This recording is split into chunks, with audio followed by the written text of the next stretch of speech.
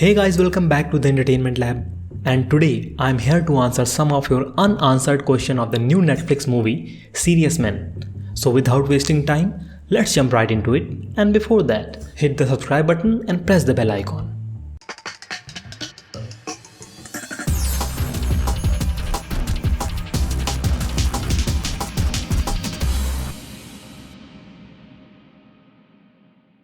Nawazuddin Siddiqui plays the main lead in director Sudhir Mishra's latest film, Serious Men.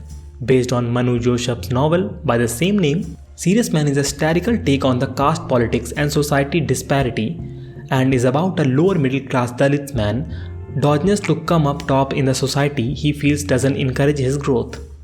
Apart from Siddiqui's, the movie also starred Indra Tiwari, Shweta Basu Prasad, Master Akshata Das, Sanjay Naverkar and Nasir Siddiqui. He plays Ayan Mani, a Tamil Dalit migrant settled in the Chawl in Mumbai with his wife. He works as a PA to the scientist doing research on alien microbes. His young son Adi is discovered to be the child genius by the world, and he becomes a celebrity in the locality and in his school. Being Adi's father, Ayan gets to have a lot of influence, and a local politician and his daughter Anuja employ him to convince others in his locality to agree for redevelopment.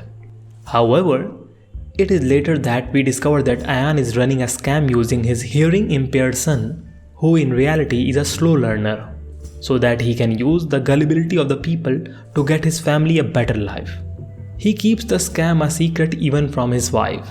As Ayan gets basher, he also uses the cunningness to get rid of his boss, which ultimately backfires on him. Also, his son couldn't handle the pressure of the fake persona his father built up for him and begins to mentally crumble. So what happened in the end?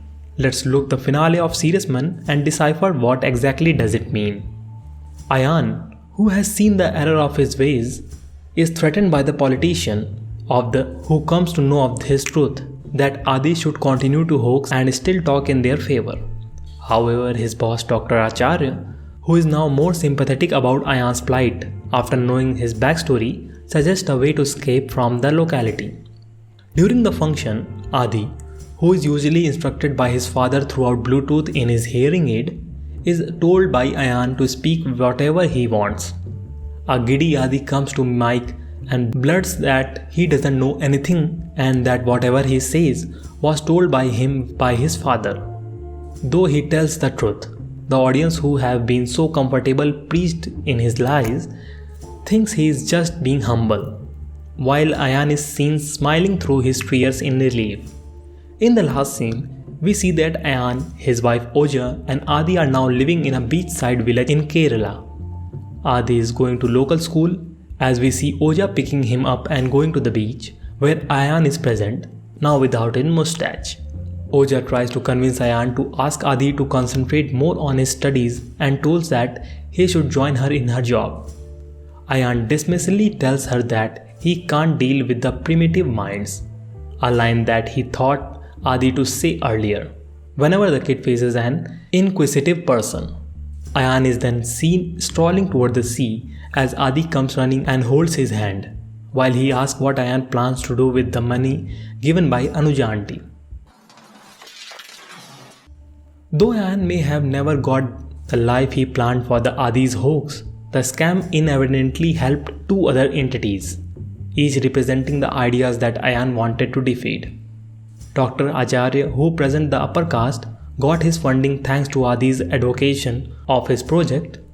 Though Adi's last throwaway final line, it is clear that the function went well and Anuja and her politician father, both representing the rich, got green light for their project. Anuja also might have gotten the ticket from her father's party. So while Dr. Acharya helped the rehabilitate elsewhere, Anuja gives his money as a reward for making their redevelopment project a success. Why they choose to settle in Kerala? I am not very sure, since Ayan is from Tamil Nadu.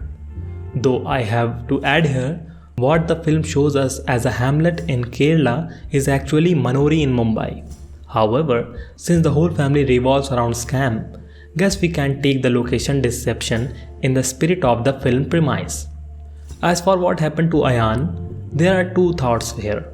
The less affable idea is that his own mental condition is clustered with what happened in the past few months. The second idea is that, unlike his wife, Ayan is not ready to accustom to his new living style, and he is again planning a scam to get out of the lesser privileges. Perhaps using the same money that Anuja gave him, considering we hear same song, Raat Hai Kala Chatta, that was played in the beginning of the film. In the end too, we guess life has come a full circle for Ayan, and now he is gearing to start it again. What are your thoughts over it? And if you have some doubts, please ask me in the comment section. Till then, if you like this video, hit the like button, and for more such content like this, subscribe to our channel.